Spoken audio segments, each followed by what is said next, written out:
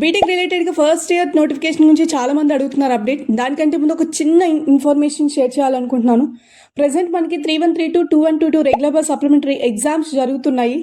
ఈ ఎగ్జామ్స్ గురించి ఇప్పుడు ఎందుకు అక్క జరుగుతున్నాయి కదా అని మీరు అనొచ్చు.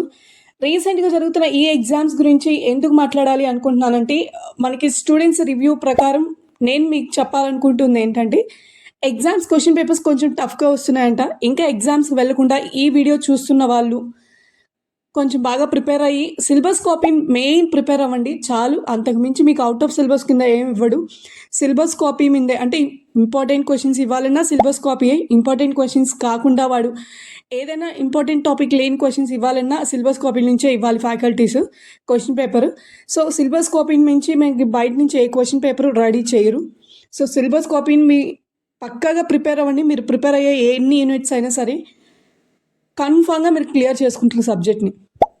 అండ్ ఇంకా BTech 1112 regular plus supplementary regulations R23, R20, R19, R15 రెగ్యులేషన్కి సంబంధించిన ఎగ్జామ్ నోటిఫికేషన్ మనకి ఈ మంత్ April 20 అరౌండ్ ఆ డేట్స్ లోపల మనకి అఫీషియల్గా యూనివర్సిటీ నుంచి నోటిఫికేషన్ వస్తుంది.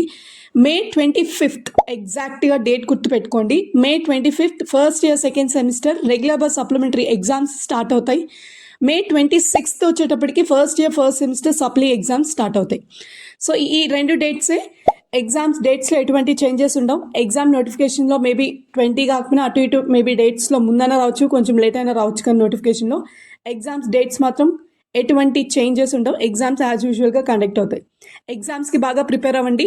I wish you all the best. Thank you so much for watching JNTU updates. Keep supporting for JNTU updates.